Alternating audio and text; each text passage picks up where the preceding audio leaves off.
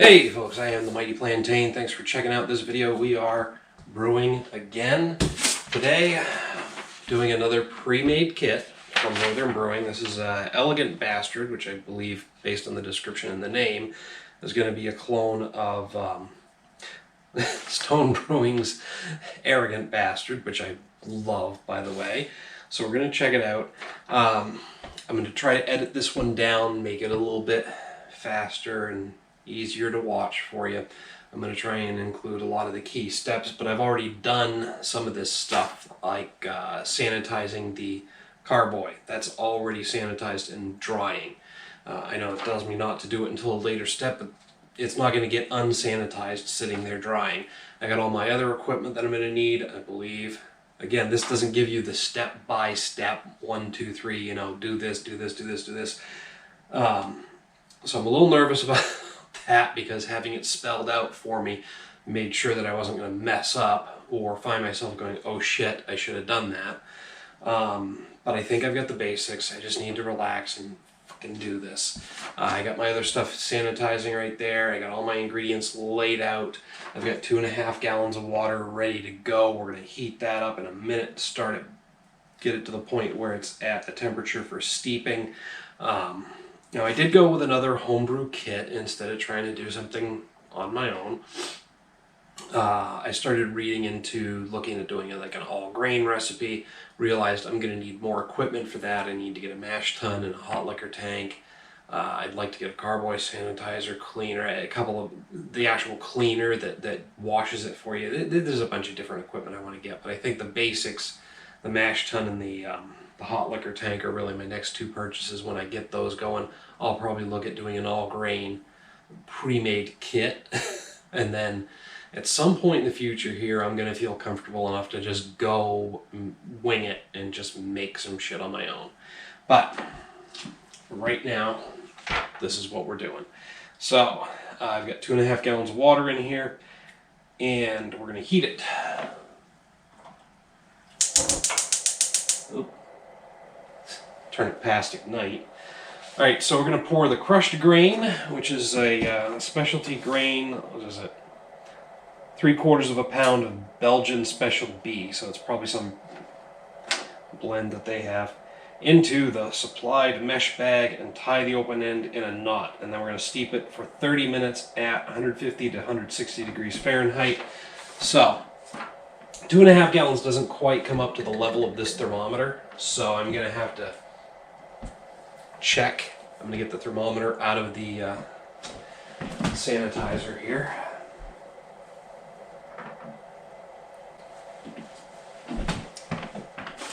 I've got a clean towel over there that I'm using to wipe my hands in between touching pretty much everything. So I'm hoping that's sanitary enough, because all the equipment's being sanitized.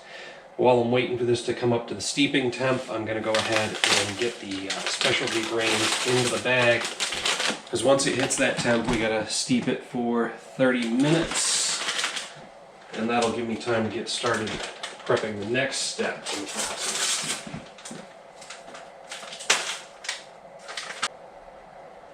Probably should get a reusable grain bag too. I think Jay, I think you recommended that I do that very quickly.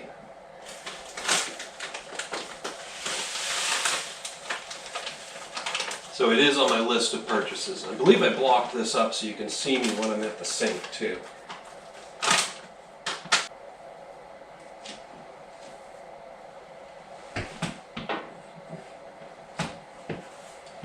Alright, we are tied off and ready. I know I'm not going to be covering this at any point, so I'm just going to use it as the pie plate kind of thing to move stuff around.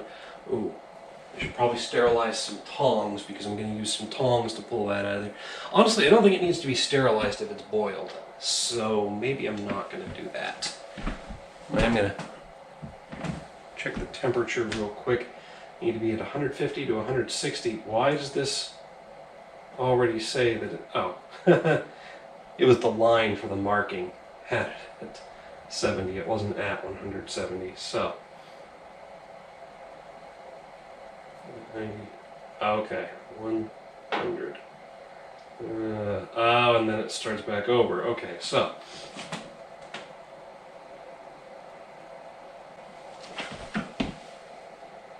Yeah, see, I wish this was down further. I have a feeling when I'm actually doing bigger batches and actual brews, the thermometer will be down inside the liquid. But for now, I got to do it this way. Now I need to figure out a way to clamp this onto the side so I can continuously monitor the temperature, because then I'm going to be guessing once I get it up to the 150, 160. Hopefully I'm projecting towards the camera.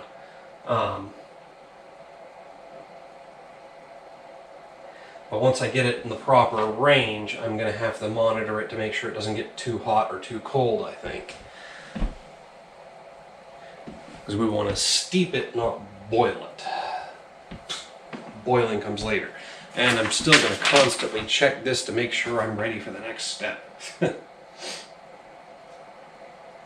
Alright, so yes, I'm going to steep it for 30 minutes once it's up to temp. Try to keep the temp in the range. Drain, discard, and then I'm going to bring it to a boil. Now this was one of my biggest problems last time around. I was looking for a big rolling cooking boil like you would get with pasta. And I don't know if it's the volume of the liquid or the consistency of the liquid or a combination of the two, but this is never going to come to that big rolling boil with the huge bubbles. So I think I was boiling my last batch for probably an hour and a half before I realized it was actually boiling. We're not going to do that tonight because I don't want to be up until 3 a.m. again. That whole prepping for the next step bit that I mentioned, I'm looking for some tongs. I should have had these ready to go. I know we have some, I'm just not sure where they are. They might be dirty and in the dishwasher, in which case I'll be fishing this out with some slotted spoons.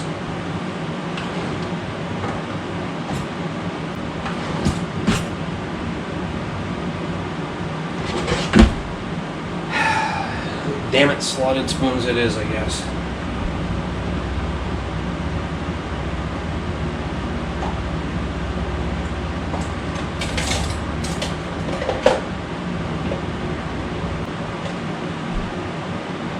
Alright, we are right between 150 and 160. So I've turned this down.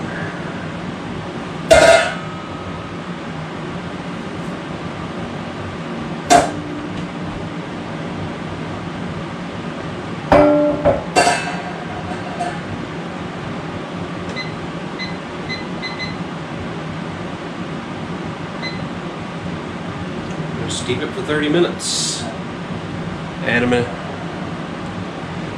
keep an eye on the temp in between, make sure that I didn't turn it down too far.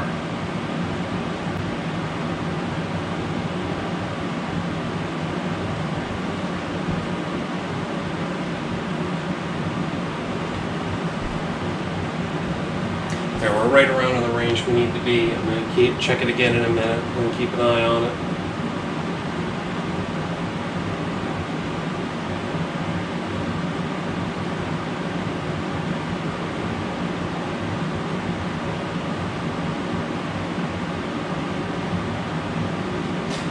Get those slotted spoons back in.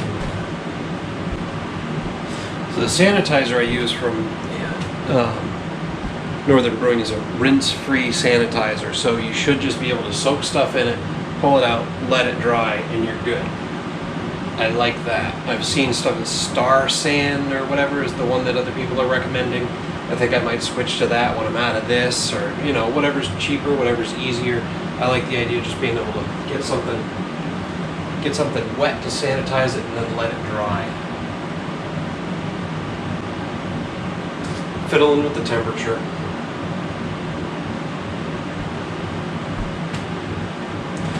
It almost hit the 160, which is the high end of the range that they're saying, so I'm just, trying to keep it in that range, but I'm probably being overly particular about it.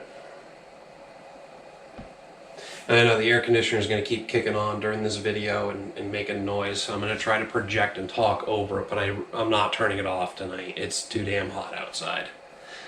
See, I'm already going to start fussing here. I'm looking at my my carboy that's waiting for this brew to ferment in it, and I bought a carrying strap for it, and I don't like the way it's webbed out. It's also obscuring part of the thermometer, so I'm going to step over here and try to straighten that out.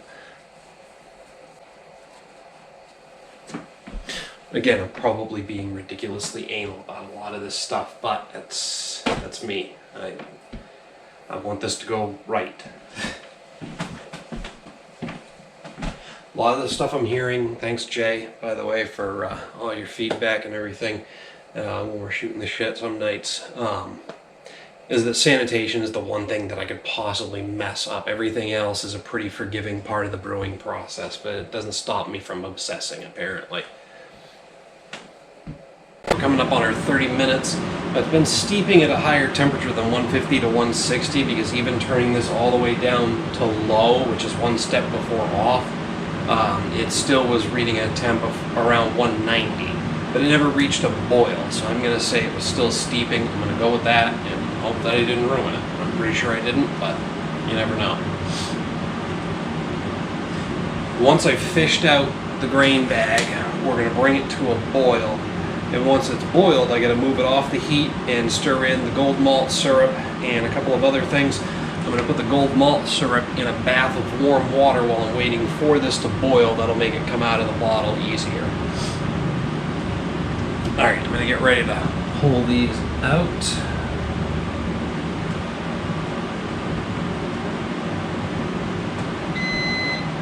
Alright, so I want to drain it without squeezing it.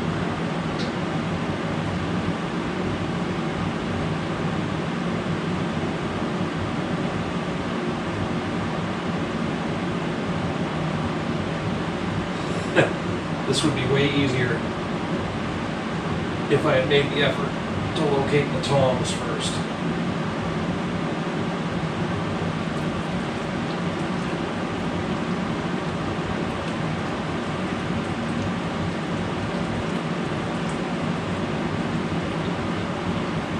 Because I'm definitely squeezing it a little bit.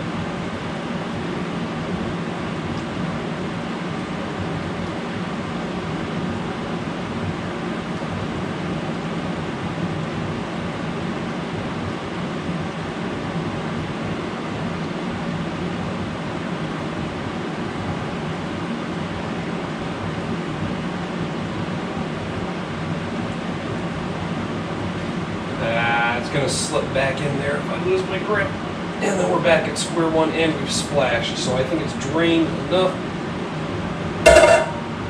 We're going to make a slight mess on the countertop apparently.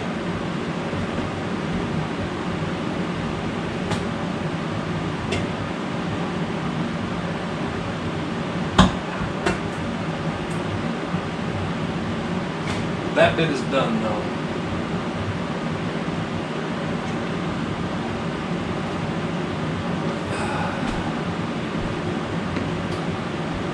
Bring it up to a boil.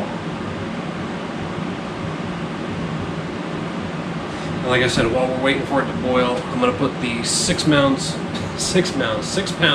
of gold malt extract into a hot water bath. I swear I haven't been drinking yet tonight.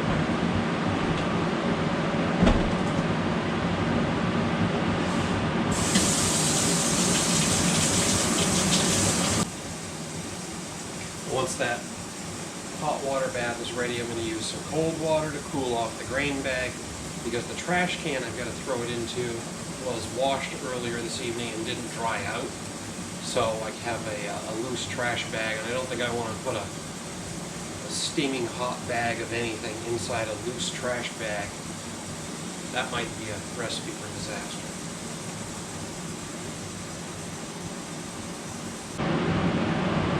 Now, like I said, last time I made the mistake of waiting for like this rolling boil that you see when you're actually boiling just a little bit of water for cooking. I'm not going to make that mistake this time. I'm still going to let it get up to more of a boil than what I'm seeing here, though. But once it is boiling, I'm going to move it over off the heat. We're going to stir in the 6 pounds of gold malt syrup, 2 pounds of Golden Light DME, Breeze Golden Light dried malt extract, DME, and 1 pound of corn sugar. So where this is Arrogant Bastard, it's going to use an imperial yeast. It's going to be a higher ABV. I'm pretty sure that's what the corn sugar is really for, is just to bump up that ABV, give the yeast something extra to eat. Once we've got that all stirred in, I'm going to try not to repeat the steps 50 times, but we'll bring it back up to a boil, and then it'll be the wort, of course, because it's got the malt in there, and it'll be boiling for 60 minutes on the second time around, and we'll add half an ounce of chinook hops at the start of the boil, and then we're going to add a full ounce every 15 minutes until the 0 minutes are remaining in the boil. Now, the kit that I got actually contains 4 1-ounce packets, so I'm not going to try and half the first one. A little extra hops isn't going to hurt anybody. I like hops, so I'm just going to do 1 ounce in each step. So during the last 15 minutes, before I add the last packet of hops at the 0 minutes remaining, I'm going to be running out to the garage to grab 3 10-pound bags of ice and make an ice bath in this sink, because that'll be when I cool the wort to approximately 100 degrees Fahrenheit as rapidly as possible. Now, I don't have a wort chiller. That's also on my wish list, but I'll be putting it in an ice bath for that. And then at that point, I want to sanitize the fermenting equipment and the yeast pack. I've got the fermenting equipment already sanitized, because like I said, you got to take the carboy and whatever you're fermenting in and just slosh that sanitizer around there for a few minutes. Did that ahead of time. It can dry. That way I'm not trying to rush it while I'm waiting for the wort to cool, because if the wort cools before I'm done, I want to be at that 100-degree temperature and ready to go, not miss that window. So all that stuff is already already sanitized. But I haven't sanitized the yeast pack yet. I'll probably throw that in right about the time I start cooling the wort. And once it hits the 100 degrees, then I'll fill the primary fermenter with 2 gallons of cold water, then pour in the cooled wort. Maybe I'll put the 2 gallons in too ahead of time. I don't want to be on this quick time frame and miss my window for the right temperature, so I'll probably just put the 2 gallons of cold water in ahead of time, and that way the primary fermenter is ready to go, and then the wort can just go right in. And then we'll bring it up to the 5 gallons, and we'll aerate it. I don't want to get too far ahead of myself. Let's get it boiling first. I'm going to let it get a little bit more energetic. That's the word I was fishing for there, energetic, before I call it. I'm going to call it a boil.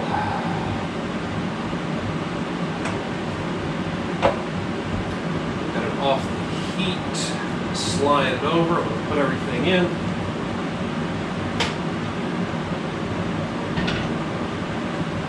A little crab claw fucking pot holders there.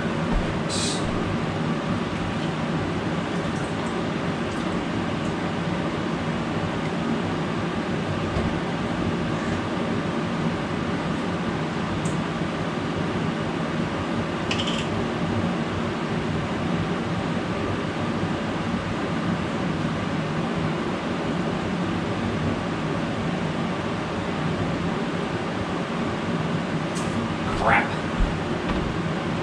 forgot.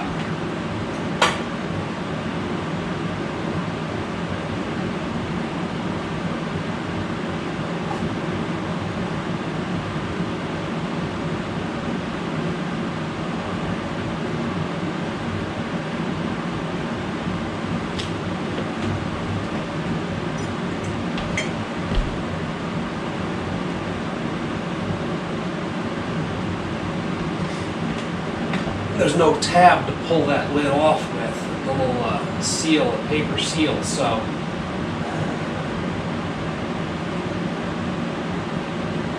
next time I should just remember that and have a knife ready to go.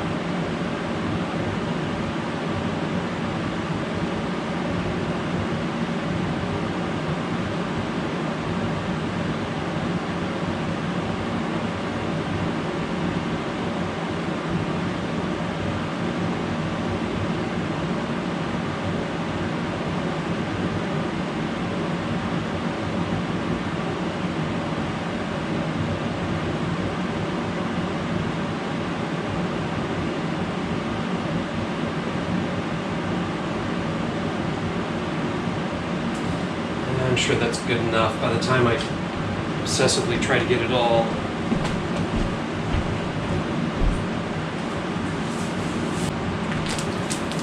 dry ingredients in there.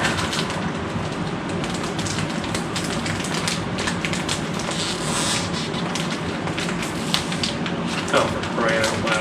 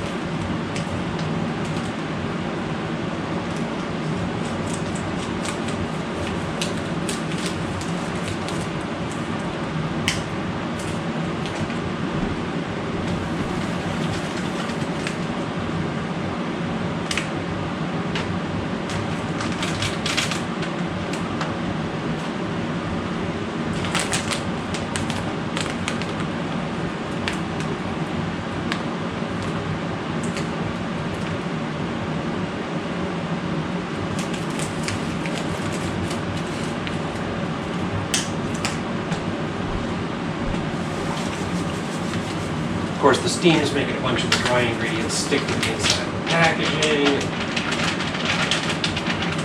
I'm worried that I don't have enough of it in there. I mean, it shouldn't make that big of a difference, right? Right. Okay, stop obsessing and just friggin' do it, man.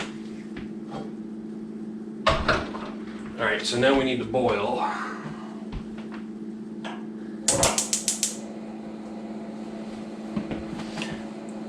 Stir that stuff in while I'm at it.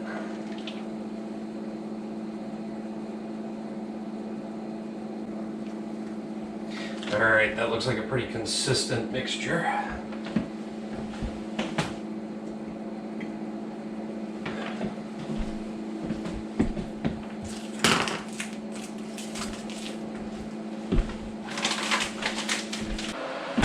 Is it boiling already?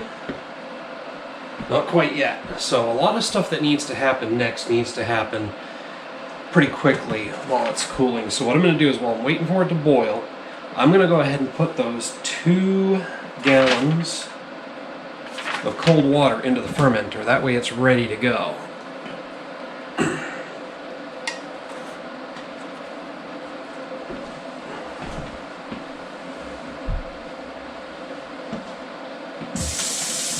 And then I don't have to worry about it.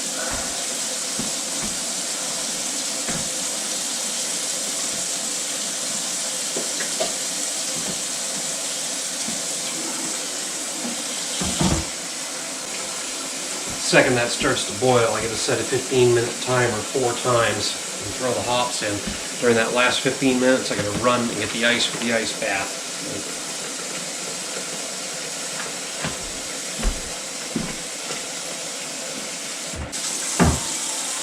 First, I should remember which side of the faucet is cold water.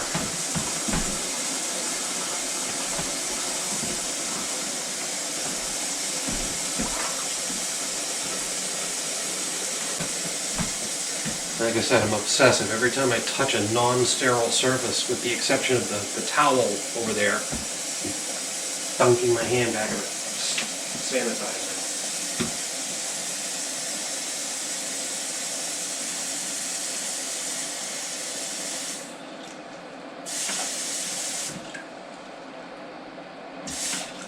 What really counts for sanitization is the inside of the fermenter. So I shouldn't need to worry so much about it, but I do.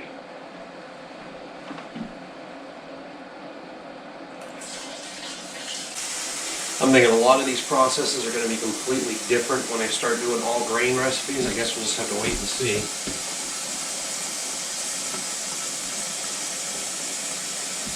It's taking a little longer to come up to a boil this time.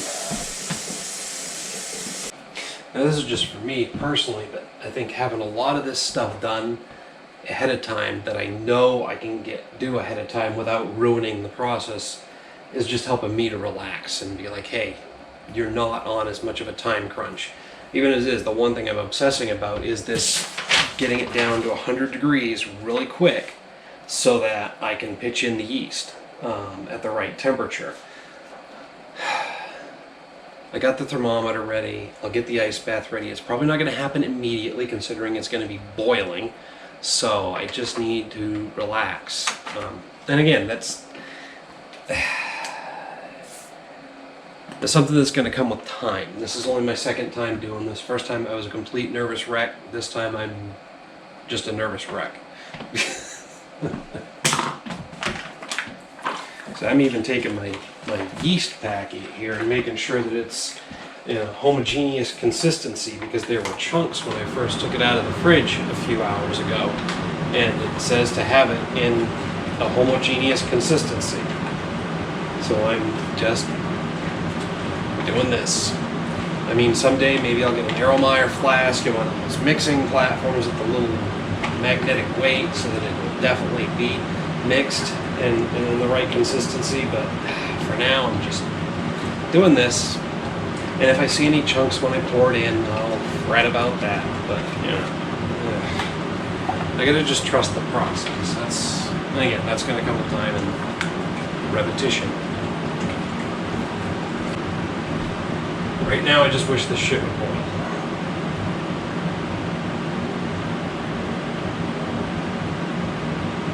Like I said, I just remember last time I waited when it was probably actually boiling for quite a while, and then at 3 o'clock in the morning I finally had this process finished. So I'm going to outline some time this week. I've got 2 weeks while it's in the primary fermenter. 2 weeks from now I'll have to transfer it to a secondary fermenter. I think that's all I'm doing is transferring it. And then 2 weeks after that, it'll be bottling day. So 4 weeks from now, I need to make sure I have my bottles cleaned and ready to go.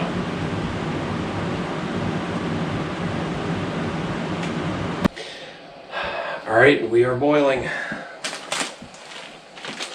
First packet of hops going in.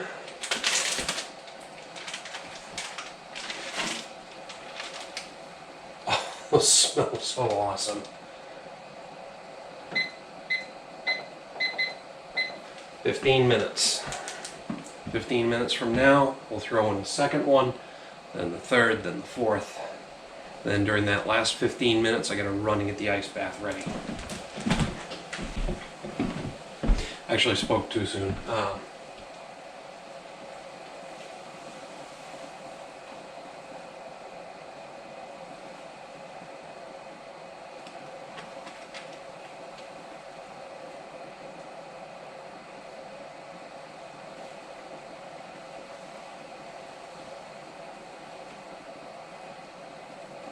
Alright, I'm bringing hop dust out on my spoon, so I think I'm going to stop stirring it and just throw them in without stirring. It doesn't say to stir. But anyway, I put the first one in now. 15 minutes go by.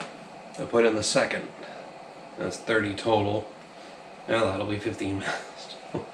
Anyway, I'm throwing a bag of hops in there every 15 minutes until during the last 15 minutes, I gotta run, get the ice bath ready, and then when the timer reaches 0 on that, that's when I throw in the fourth and final bag of hops.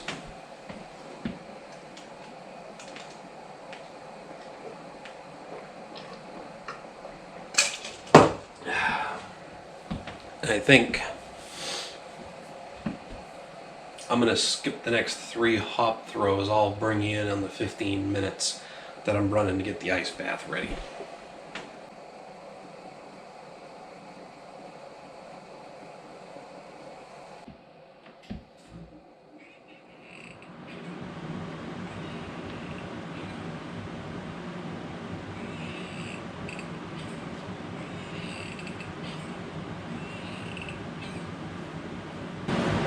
I knew something wasn't adding up right about those times, and this is why I obsessively check, double check, and triple check everything.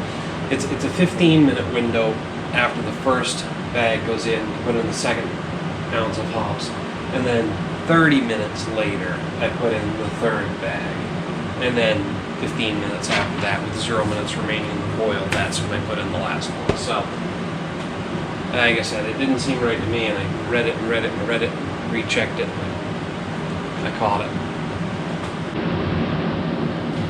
Alright, so we're finishing up that 30-minute interval. We're about to pour in the next two last packet of hops.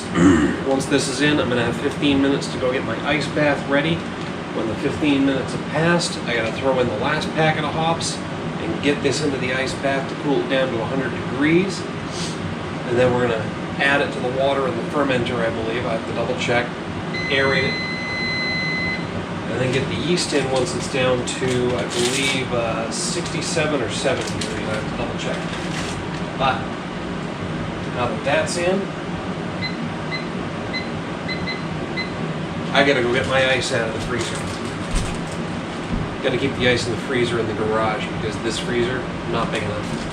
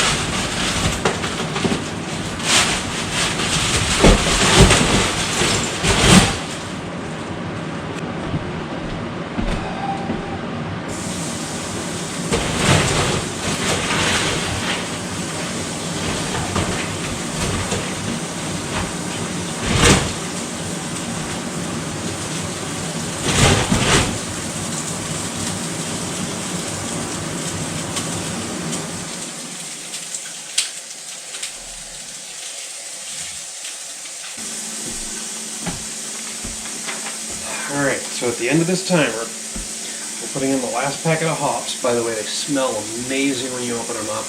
And this whole thing just smells great. Beery and hoppy and just great. So I want to get this down to 100 degrees Fahrenheit as rapidly as possible.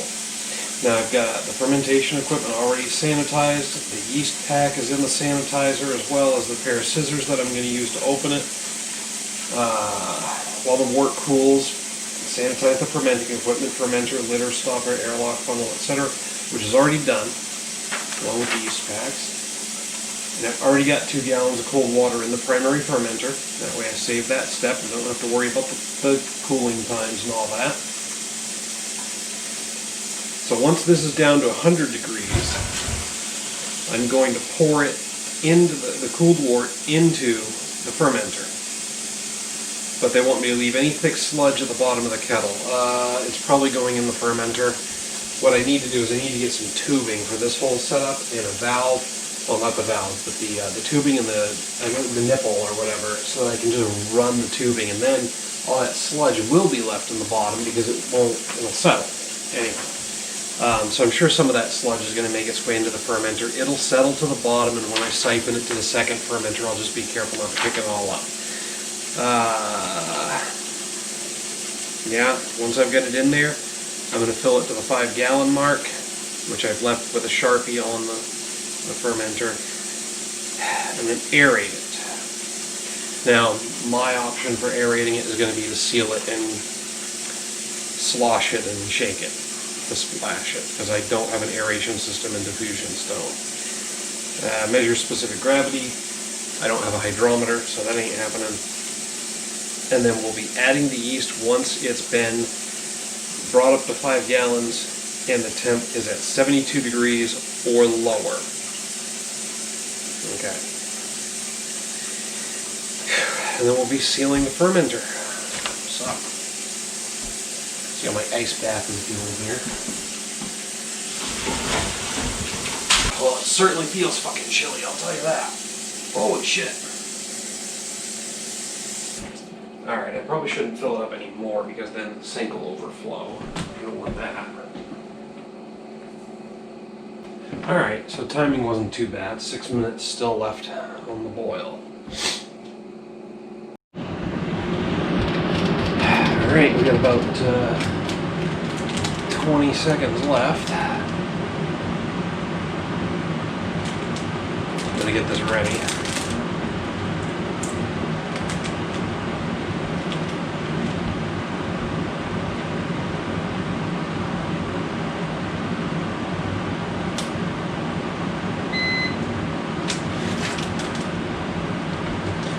Those are in.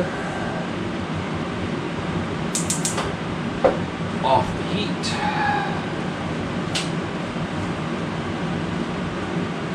Into the ice bath. We need to get this down to 100 degrees.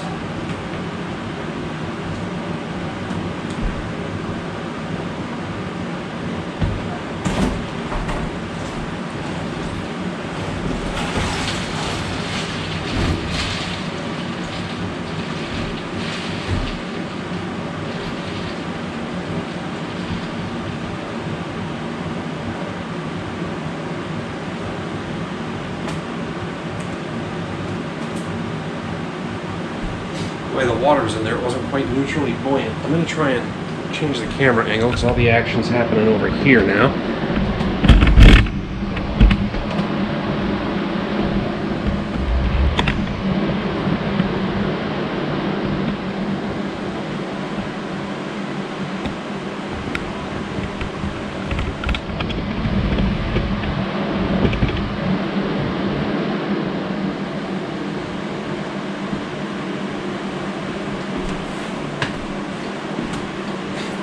Alright, so we're going to check the temp.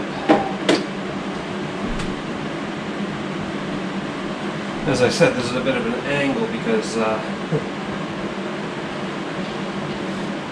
quite get the...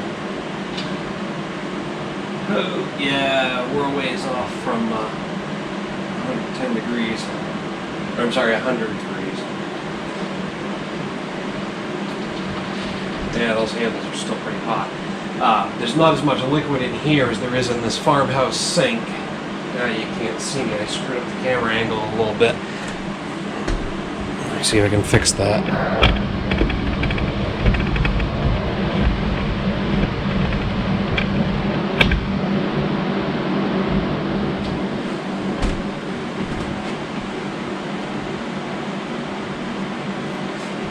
Well, it's not going to be ideal. We'll reposition it again later.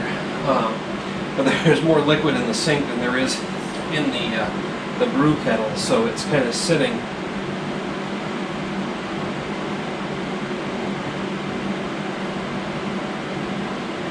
at an awkward angle in there.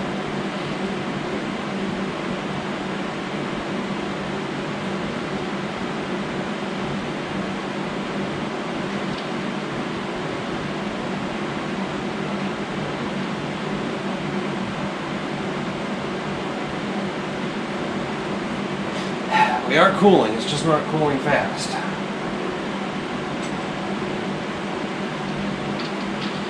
Yeah, those handles are still warm. I can at least hang on to them for a little while. This is good because I think I'll be able to dump it in here without the hot holders when it's time.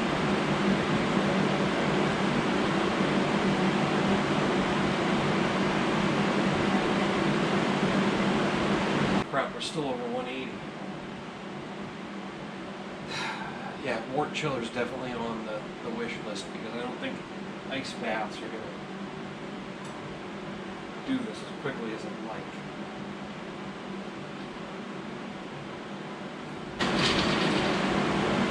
The exterior of the kettle is definitely getting cooler. The other thing I don't like is that this is a little buoyant in here, so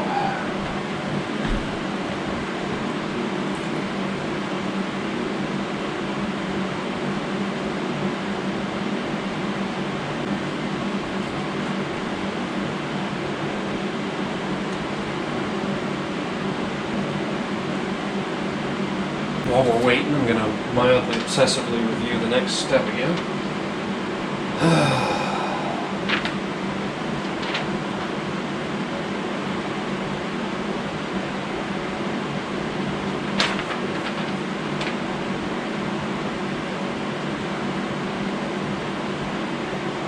It's basically just getting this down to 100 degrees, getting it in there, bringing the remaining volume up to 5 gallons, and then aerating by sealing it and rocking it back and forth a bit. And then once we get it down to 72 degrees, which I can tell with the little thermometer that's actually on the fermenter, we dump in the yeast and seal it up to ferment. We're still over 160. This is going to take a while. Alright, we were at 110 with the last reading. Or a little above 110, so. And we've done about a little under 20 minutes to get there, so this hasn't been too bad. I don't know if that's as quickly as possible, but that's as quickly as I could get it done. Now we're at like 104. Alright. Give it another minute or so. Check it again. I'm getting nervous now.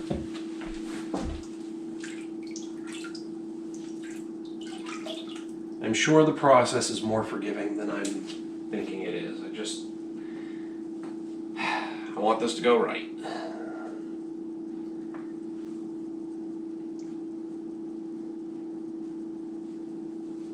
To be honest, I don't have the time or the space in this house. Yes, nice new house, 3 bedrooms, all that crap we're paying for it.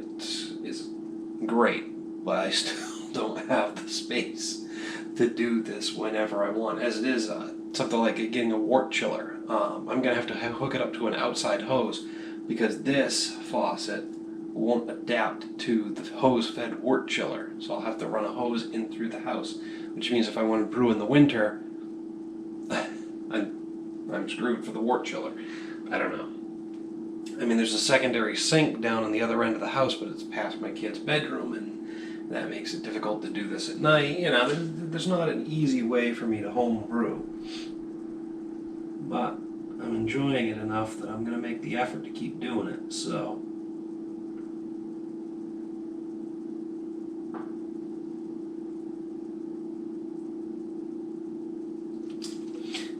Alright, we're at about 104 still, so.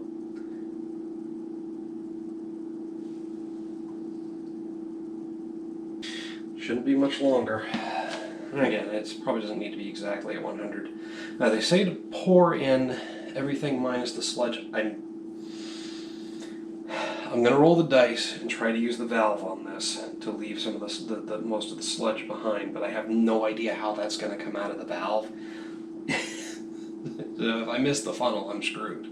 It'll be all over the floor and everywhere else. But give this a try.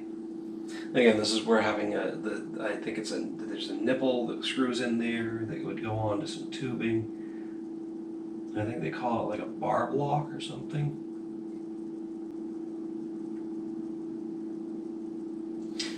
Alternative to getting tubing in the barb valve or whatever it's called would be to just get some kind of strainer to put in the funnel. A very fine strainer to get all the sludge out. Alright, I don't think it's even going up to 100 now, so let's give this a shot. Alright, worst case scenario, if I only put water on the floor, I'm in good shape, right? So, let's try to line this up as best we can and go like this.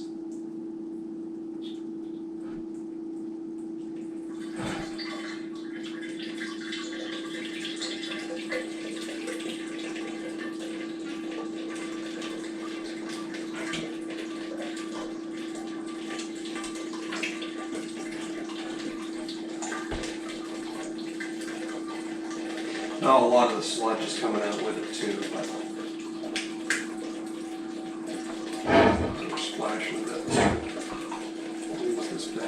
here. So I am going to be transferring this to a secondary fermenter, so some of this sludge can be left behind when we siphon into the secondary fermenter because it'll have a chance to settle too.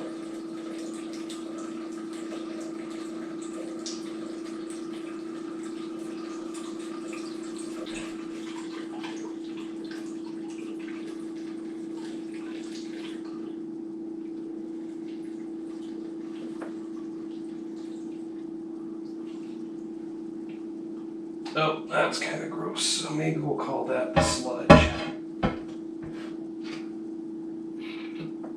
Close that up.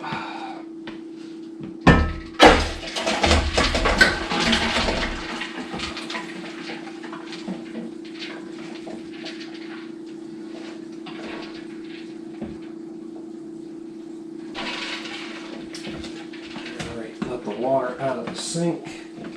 Ugh, what a mess that floor is. Okay.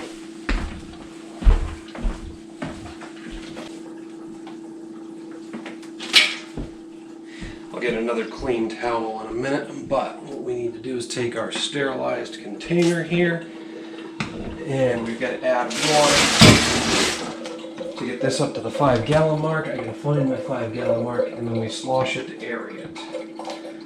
Okay.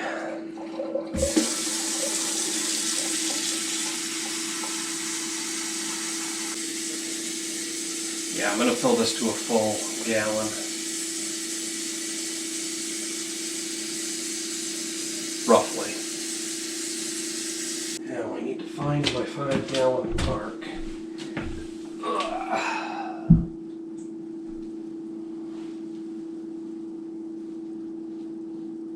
Let's hope I didn't cover it up with the Sharpies. Ah, right there in the front where the thermometer was. Imagine that. I kept it all, the markings, roughly the same place.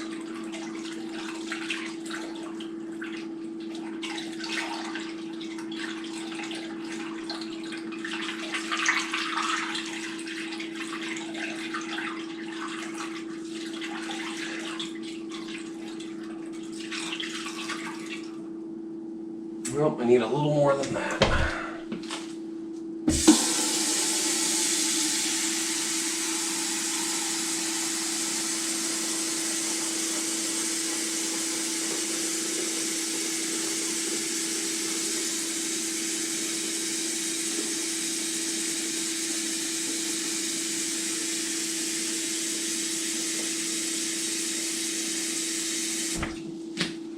I hope that's going to be enough.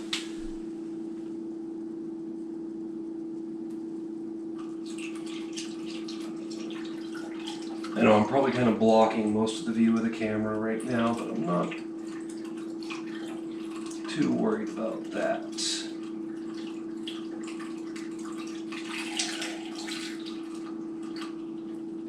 Oop.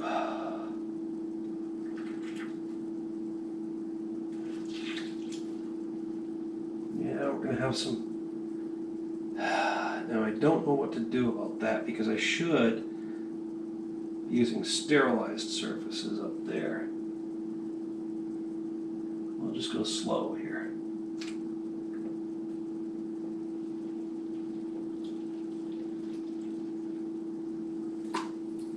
There's our 5 gallons. I'm going to pull this out. Oop. Alright, well, good thing that webbing is washable, right?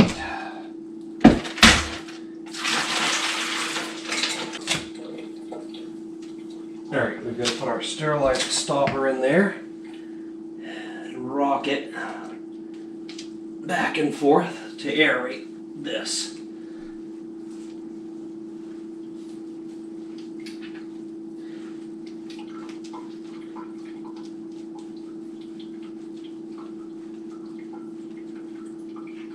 I think it says for a few minutes. Ugh, I'm going to have to mop the floor, not just do this.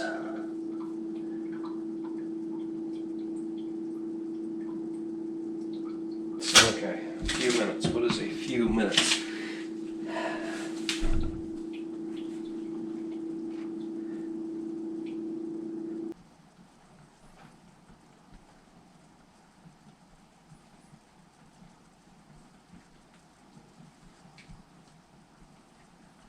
I think I had to clean up more than just the floor here. Whoops. Yeah, we definitely, that's like my number one right now, I guess, is finding a better way to transfer stuff from that to here.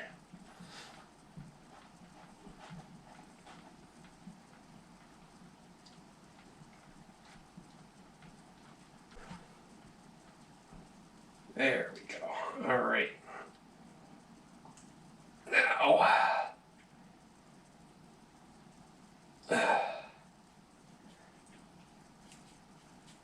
come on, you.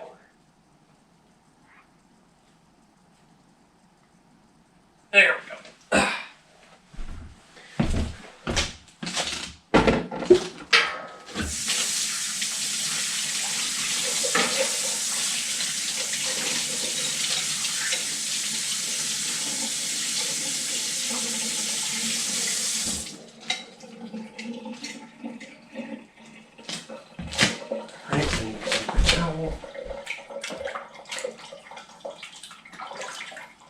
Actually, I can use the one I've got over here with stuff on it, because most of that is going away in a minute. Okay, and my last bit here is specific gravity. I don't have that. Add yeast once the temperature of the wort is 72 degrees Fahrenheit or lower. All right, so what's the thermometer say it's at? Had this position better a minute ago. All right, I'm gonna have to get way down into the stickiness to read that. All right, it still says it's at 74, so we're gonna give that a couple minutes. I'm gonna get started on some cleanup maybe. A little extra sanitation isn't gonna hurt it.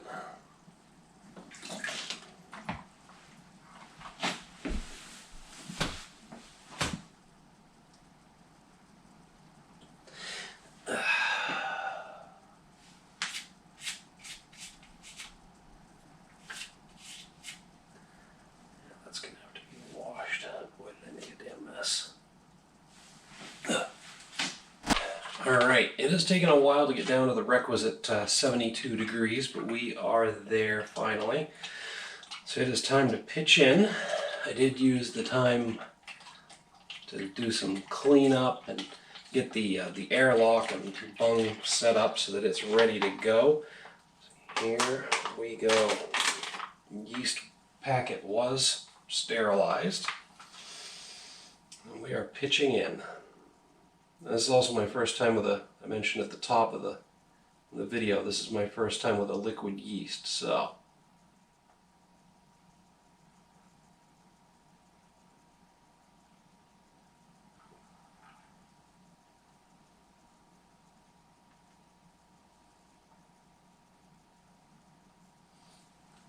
All right, not too bad, a little bit left over, but no chunks.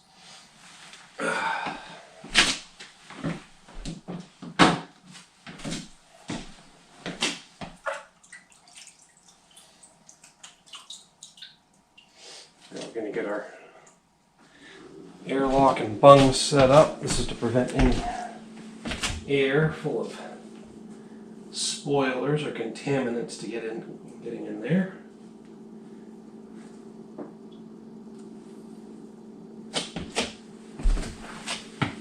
Alright, now we should start seeing fermentation within the next couple of days or so. I'll be checking in, probably putting that on video like I did last time. I'm going to get that right down in there solid.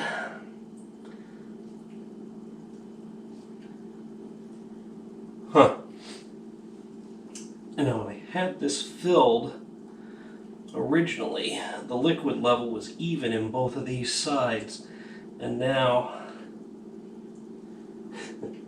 it all gets squeezed to one side.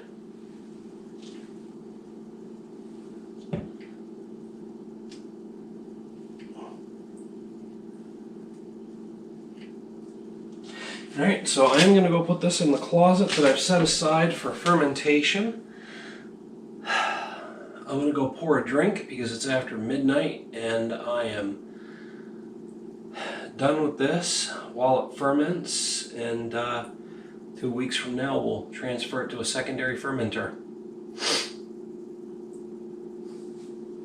Alright, so the next step is actually pretty simple. It's been 2 weeks in the primary fermenter. We're going to go ahead and siphon it into the secondary fermenter for another 2 weeks, leaving a bunch of the sediment behind. Now I already sterilized the fermenter, or sanitized. I guess it's not technically sterile, it's sanitized. I got the siphon sanitized, and I've got an airlock and bung sanitizing right now, although I do have my blow-off tubing in there, and I'm going to leave the sanitizer in the bucket just in case what happened with the primary fermentation happens again. I'll have the tubing and everything, the blow-off tubing ready to go, just swap it out and not have to worry about mixing stuff up and sanitizing it. I'm hoping that this fermentation is a little less aggressive so I don't have to worry about that. Actually, the biggest thing about this step is the cleaning. Cleaning this thing is going to suck, and I've got at least an hour set aside to deal with that tonight. Carboy brush, hot water, and just scrubbing this thing out. I think one of my next investments for equipment is actually going to be a carboy cleaning station. It's basically just a little mini dishwasher, I guess. You plug it into the wall, you put your sanitizer in it, and you put your carboy upside down on the thing, and it runs it and does the cleaning for you. It's only $130 through Northern Brewing. Maybe I can find a cheaper option, but that one actually looks like the best. And it's $130, but if I'm going to do this on a regular basis, it's going to save me that pain in the ass and give me back an hour of my life every time I brew. So it's definitely worth the investment. So, enough about that. Let's get the siphoning going. Once I get it in there, we'll put the airlock and bung in it and put it back in the closet for another 2 weeks. That'll be the end of this segment. Yes, I am doing this in my pajamas and slippers. As my kid pointed out, you're going to do that on camera. I'm like, you know what? It's home brewing. I'm at home. I'm going to be comfortable.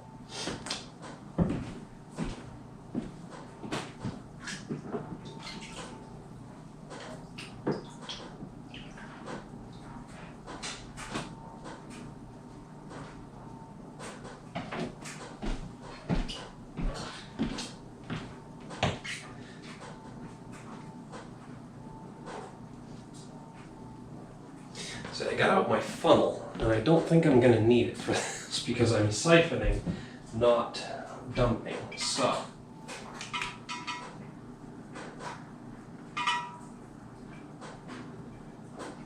maybe I should put this end in first and then that end. Yeah, because this is going to go down further.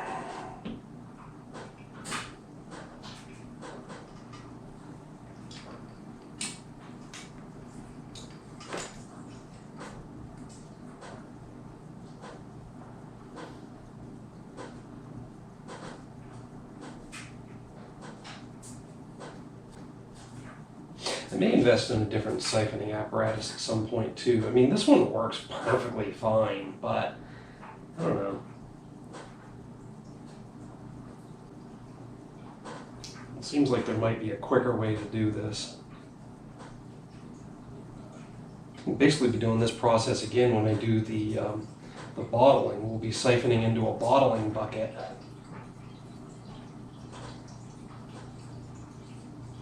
I'm just now realizing that I forgot to put the carrying strap on this. I did also invest a few bucks in a carrying strap for the carboys. It's basically a bunch of webbing that wraps around it and allows you to pick it up and carry it without having to you know, precariously handle a possibly slippery glass vessel. And so far that's actually been a really good investment too. Getting this out here and up on the table or on the countertop, I just had a couple of handles that picked it right up. It was pretty cool. So I might get a second one so that I can just, you know, have one on each carboy and then not run into this situation here where I forgot to put it on the second one again.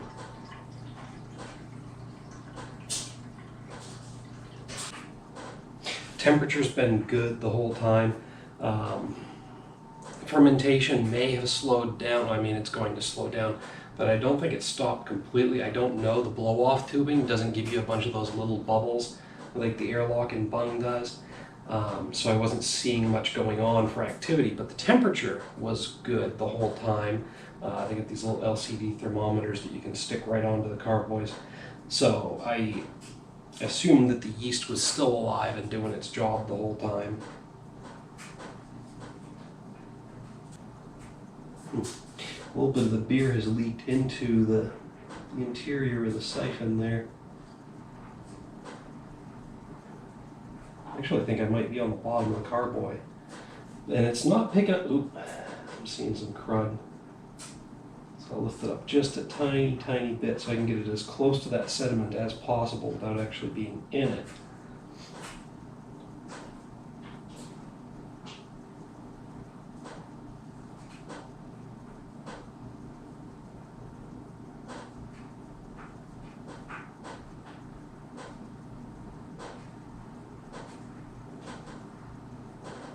I can definitely see the bottom of the siphon now.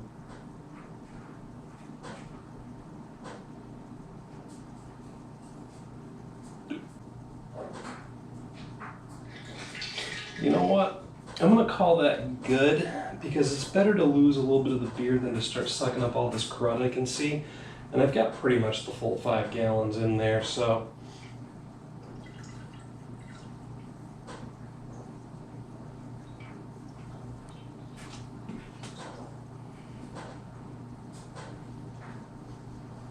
Oh, it smells like beer, that's for sure. Alright, so I'm going to bring this over to the sink.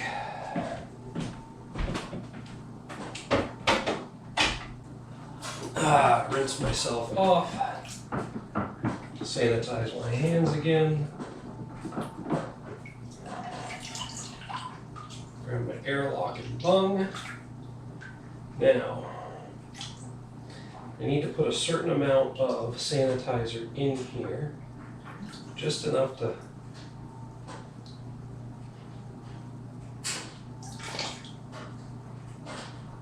close it off and prevent anything from leaking backwards, but not so much that it restricts airflow.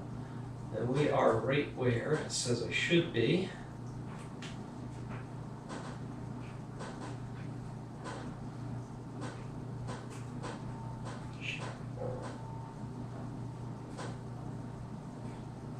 I'm going to stopper this bad boy in there.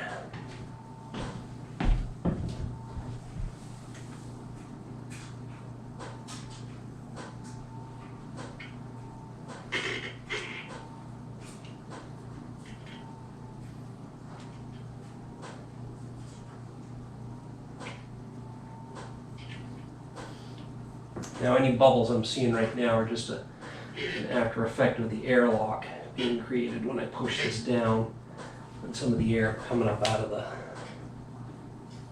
the carboy. So I'm not seeing anything that indicates fermentation right now, but that's not necessarily an indicator that it's not happening. It's just that it's not going to be aggressive right now. I'm hoping that this kicks. That could still be air escaping. If I'm seeing bubbles tomorrow, I'll say it's fermenting actively, but I don't know, maybe it's still actively fermenting. Maybe I just stirred it up and got it going. Ugh, this is going to be a pain to clean. Yeah, that's all sludge on the bottom. My least favorite part of this whole process so far is the cleaning. Alright, so let's see if I can get this on there, because the way that the top of it goes on, I don't know if it'll slip right over that airlock. This will still work.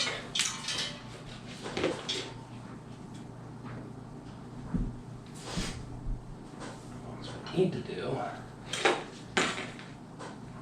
get this part going around. Slide this bit of webbing right underneath them.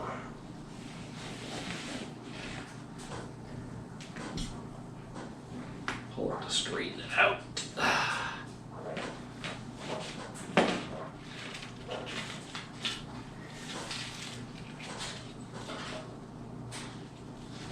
And then figure out what I did wrong when I placed it. Okay, so there's my sides. This comes around this way.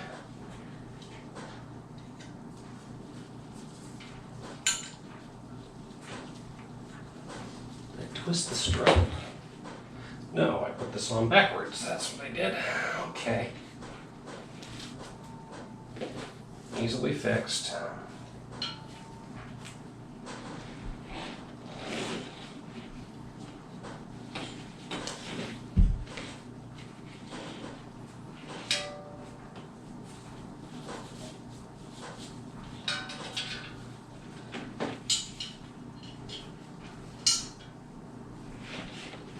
Like I said, I should have done this right after this was done being sterilized and I was ready to move to the siphoning phase, because this would have been a lot easier with an empty and lighter carboy than it is now that it's got beer in it. But the nice thing is I can still get this accomplished.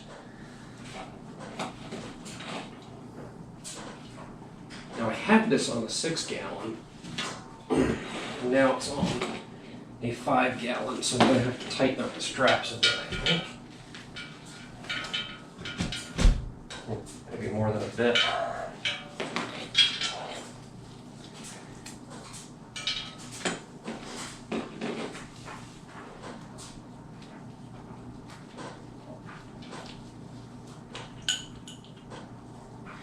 I'll tighten this around.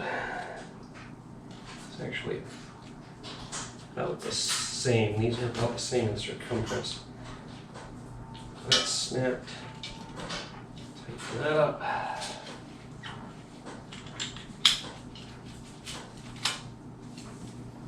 Pull that one down. Oh, that's about as tight as that can get. So was that. So what am I doing wrong here?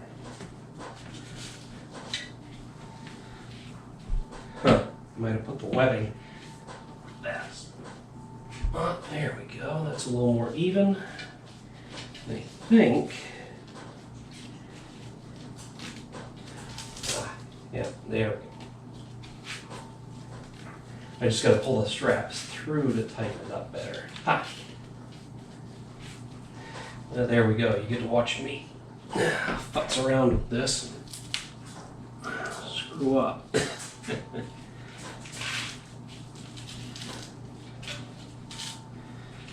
Now,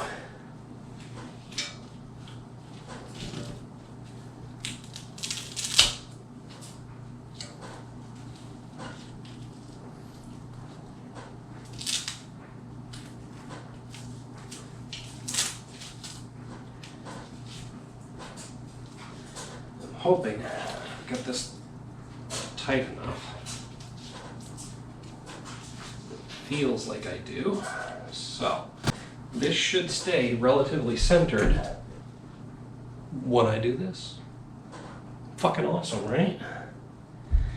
Alright, so I'm going to go put this in the closet. We're going to give it 2 weeks and then we're going to bottle.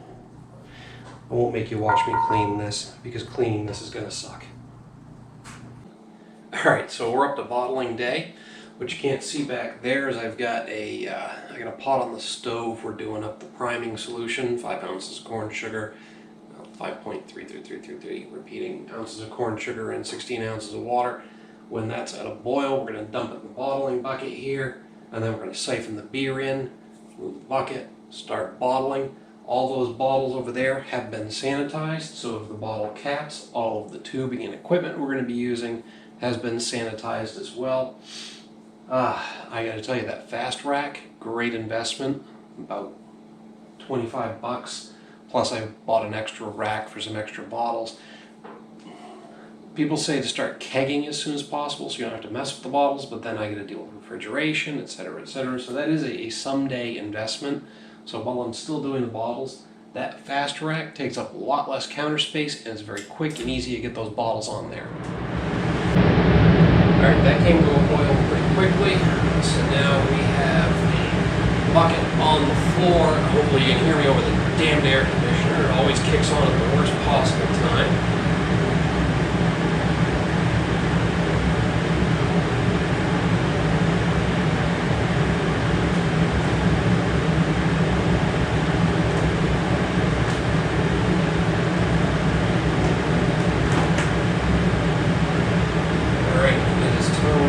siphon this right into the bucket. And there's that previously boiling solution in it.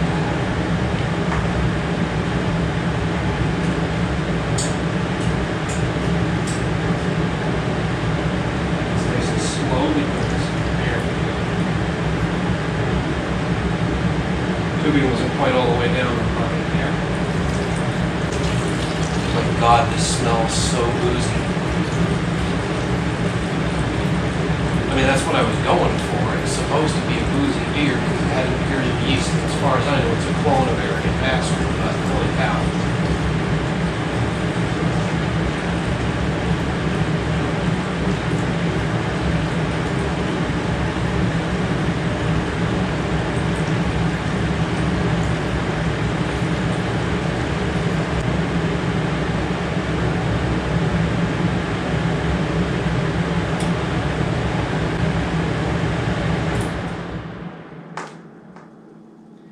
Alright, I'm going to consider that a minimal loss and call it good. So I'm going to get this out of here onto the countertop. Got a mess the whole way. Now I've got to gently mix this. One of these days I'm going to invest in a long-handled brewing spoon. Right now I'm basically just using silicone kitchen utensils, which works, but you know.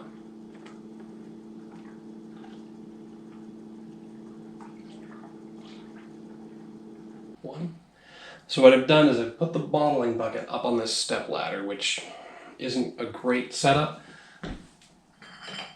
but it puts it a little bit higher for me. I found this out last time, so that I don't have to crouch all the way down to the floor to use my filler.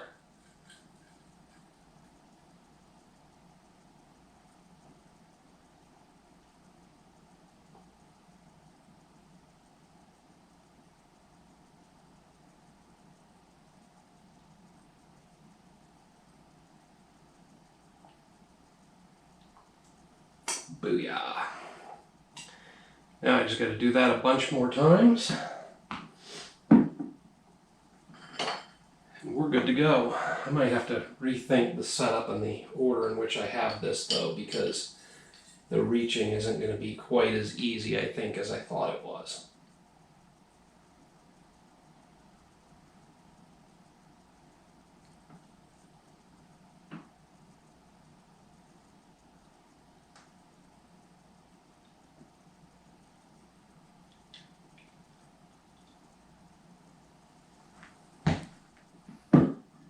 And yes, we did fill the Lucky Buddha first this time. Just like last time, because apparently this is a thing now for me.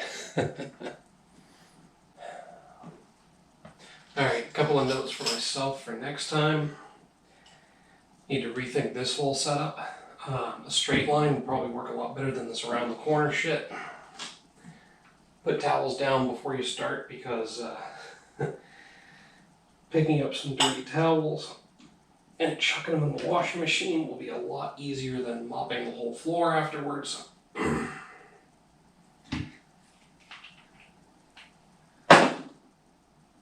think that's all I got. We're going to cap the rest of these and let them bottle condition for a couple of weeks. We'll check one out then.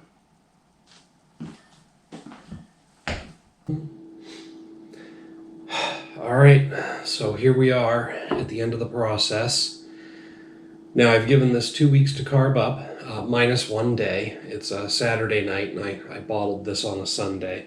I don't tend to drink on Sunday nights because I have to work the next morning. So I did jump the gun a little bit by 1 day. I think I did this last time and 13 days was significant enough time for it to carb up based on the priming solution and everything that's in there. So here we go. Let's see how this turned out. Ooh, I got a little puff there. That means it did carb. Let's see how much. And of course, the first one we crack open is coming out of the Lucky Buddha bottle. Oh boy, that's a little flat. I mean, I'm not getting too aggressive of a pour on it either because I'm watching out for sediment. Not a lot of sediment in there either. That... I'm a little disappointed by the lack of carb. It's a fairly dark beer, somewhat hazy. A little lighter down there where the beer gets thinner. I'm not seeing a lot of fizz coming up from the nucleation point at the bottom, just a little bit. And there's possibly there's a little bit of flex in there, so there could be some particulates, but mostly hazy. Nice dark and amber, which is exactly what it's supposed to be. So at least we're on point with that. It's an amber ale. And again, a little lighter where the beer gets thinner, but it's got a nice brown amber color to it. I should have gotten a bottle of Elegant Bastard to compare it to, since I'm assuming this is supposed to be a clone recipe, but...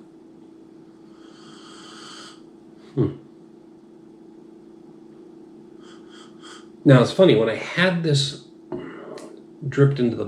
When I poured it into the bottling bucket for bottling, I got a nice strong boozy aroma, like a strong imperial beer off of it. And I'm only getting a hint of that.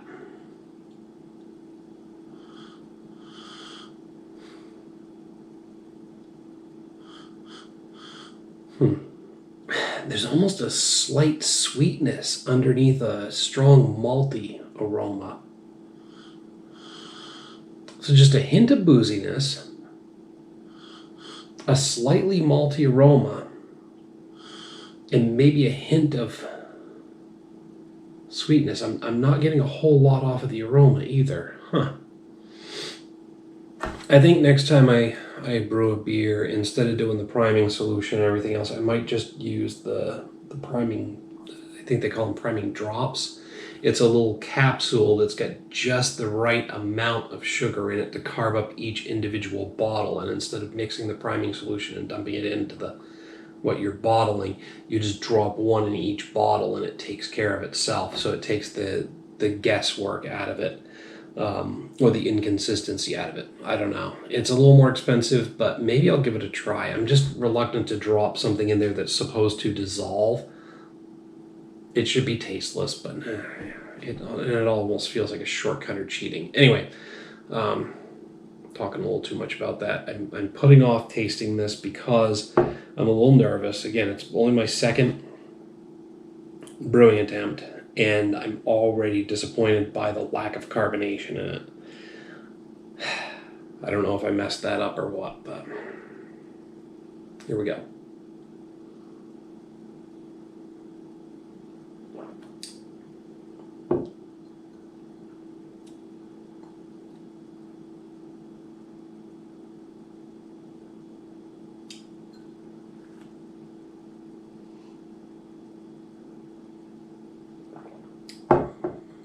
It goes in easy. Almost a little watery. It has a nice medium light mouthfeel, so it's fairly light, but it does definitely have some body to it. So a bit of a medium light mouthfeel. It swallows easy. It's got a nice malty character to it. Little hint of hoppy bitterness in the finish. I might be wrong about it being an Elegant Bastard clone, or I just messed something up, because it doesn't have as much flavor as I would have expected from an Elegant Bastard. Or maybe I'm just being a little harsh on myself. I'm going to try and get some other opinions on this. I'm going to share it, of course, around the workplace. If any of you guys are watching this ahead of time, I got some beers coming to you. Don't worry. I'm sure it's not bad.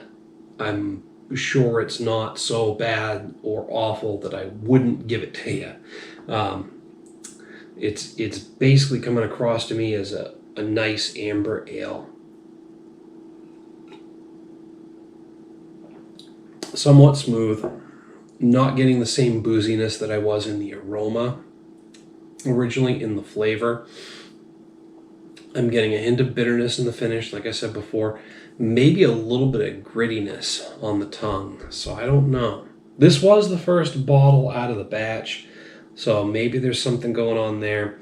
I mean, I'm going to sample more of them as I go. There's like 48 bottles at least back there, 48 and change. So I'm gonna go through more of them. And again, I'll be sharing these with some folks. I want to get some other impressions, but ooh, excuse me. Other than the lack of carbonation,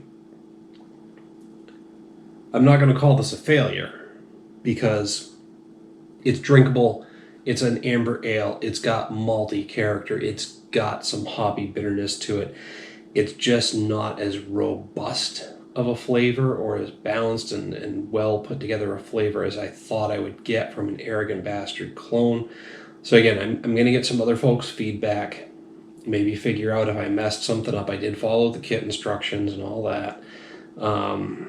Maybe, like I said, I'm going to take a look at the carb drops, or whatever they call them, and try to make the carbonation more consistent next time. But it's not a failure.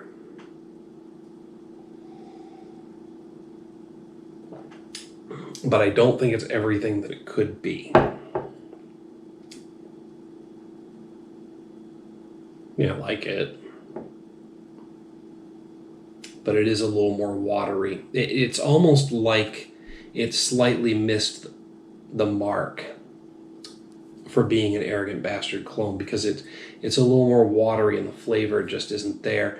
As I get lower in this glass, though, it's picking up more character. I'm getting more of that maltiness, getting more of that hoppiness.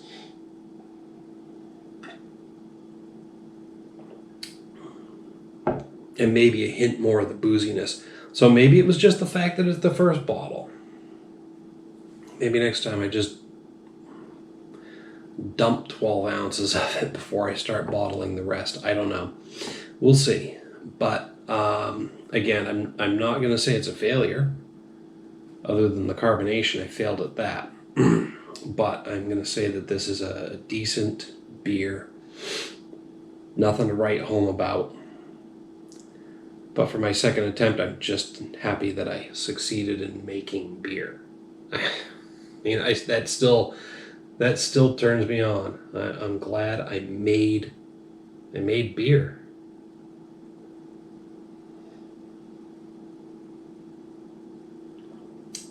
Got to figure out what the next recipe I'm going to do is.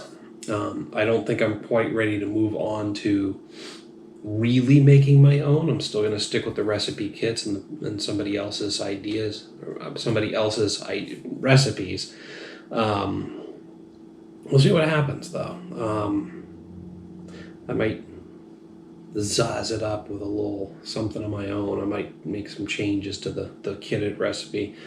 At some point, I'm going to invest in the equipment to actually do mash and all grain recipes, because the concentrate brewing is just as well as anything else. You're basically just skipping a step by having somebody make the malt concentrate and buying that from them instead of actually creating your own. It's not wort until you boil it, but anyway, instead of actually mashing in your own grains and making that malt yourself. But I kind of feel like it's cheating. So I do want to progress to that at some point, but it's a significant investment in money. So maybe I'm going to do at least one or two more of these kit concentrate recipes, and then move on to the pre-kitted all grain recipes. Again, depends on my finances, but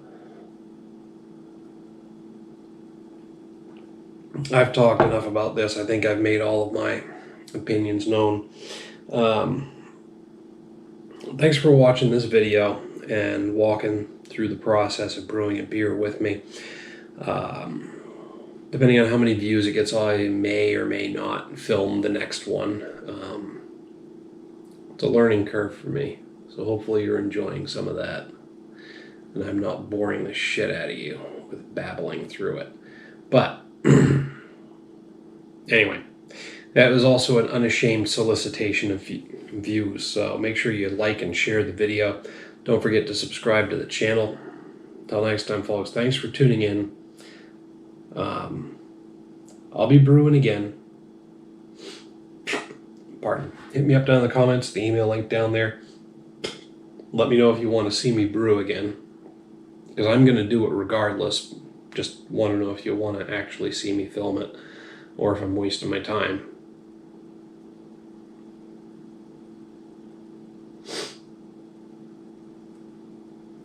I thought I had something more poignant to say, but I guess I don't. Thanks for tuning in. Cheers.